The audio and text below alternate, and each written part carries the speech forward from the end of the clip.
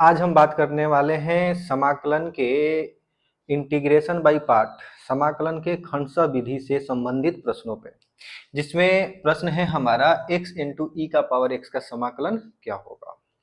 तो इलेट रूल के अनुसार है ना, हम u बराबर x लेते हैं और v बराबर e का पावर x एक्सपोनेंशियल x लेते हैं। सूत्र क्या होता है? सूत्र होता है कि अगर u इंटू वी का समाकलन निकालना है तो हम u को बाहर निकाल करके v का समाकलन करते हैं, माइनस u का अवकलन करते हैं इंटू v का समाकलन करते हैं, और इस पूरे का हम पुनः समाकलन कर देते हैं।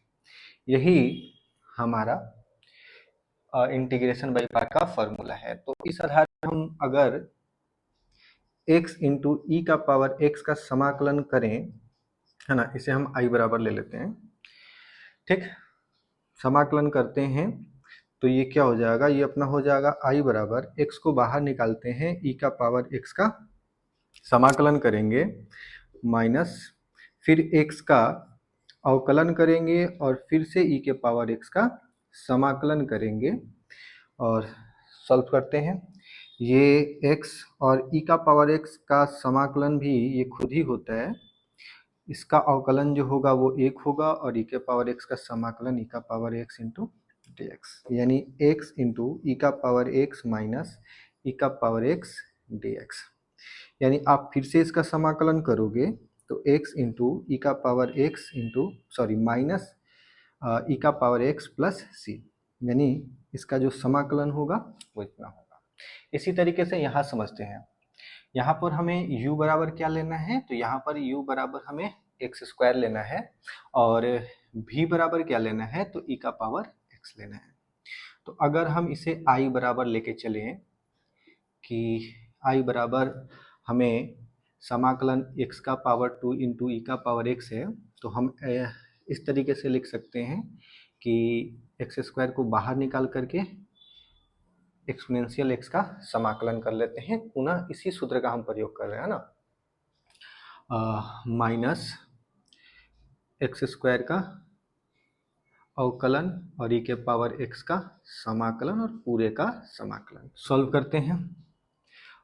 एक्स स्क्वायर ई का पावर x का e का पावर x ही रहेगा और एक्स स्क्वायर का जो अवकलन होगा वो 2x होता है और e का पावर x का समाकलन e का पावर x dx, यानी X square into exponential x, ये दो अचर के रूप में बाहर रहेगा, x इंटू ई का पावर x का समाकलन। अभी फिर से हमें यहाँ पर इंटीग्रेशन बाय पार्ट लगाना होगा, तो हम क्या करते हैं, एक्स स्क्वायर इंटू ई का पावर x माइनस 2 ब्रैकेट से शुरू करते हैं, ये हमारे लिए u और ये हमारे लिए v का काम करेगा। यही क्वेश्चन फिर से आ रहा है ना, तो हम लिखते हैं x को बाहर निकाल करके e का पावर x का समाकलन माइनस x का अवकलन इंटू e के पावर x का समाकलन और पूरे का समाकलन, यानी X square minus X square into E का पावर x माइनस 2 और ये अपना x का x रहेगा, समाकलन ये खुद होगा और इसका अवकलन 1 होगा और ये खुद e का पावर x ही होगा, है ना। यानी एक्स स्क्वायर इंटू ई का power x minus 2 into X into E का पावर x माइनस इसका समाकलन निकालेंगे तो ई का पावर x दो, तो इसका जो फाइनल उत्तर है वो हो जाएगा एक्स स्क्वायर इंटू ई का power x minus 2x into E का पावर x, और ये माइनस माइनस मिलके आपको प्लस बना देगा, हो जाएगा 2 ई का पावर x प्लस सी, है ना। ये इसका फाइनल उत्तर है। क्या है ना कि हम ऐसे प्रश्नों को थोड़ा और आसान तरीके से बना सकते हैं, जिसमें हमें ऐसे प्रश्न मिलते हैं कि जिसमें एक्सपोनेंशियल और अलजेब्रा का प्रयोग हो, तो हम उसका उत्तर डायरेक्ट लिख सकते हैं एज अ ऑब्जेक्टिव।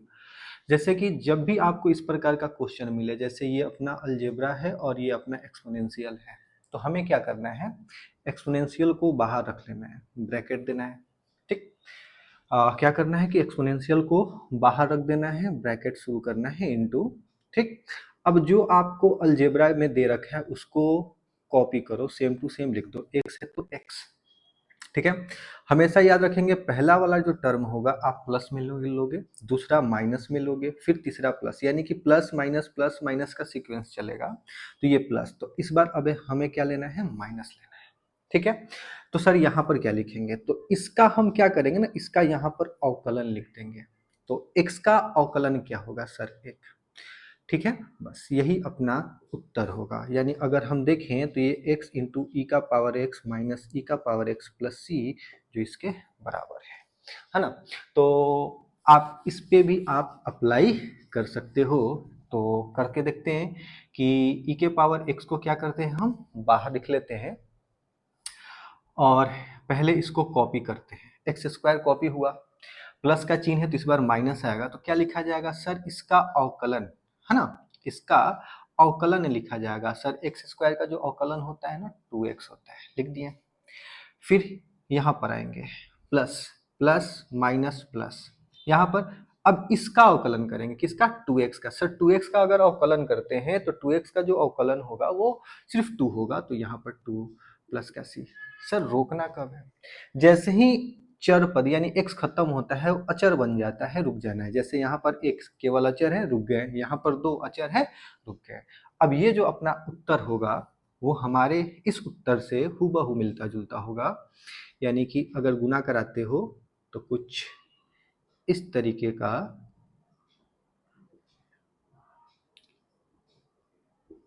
होगा जो सेम टू सेम है ना। उम्मीद है कि आपको समझ में आया होगा।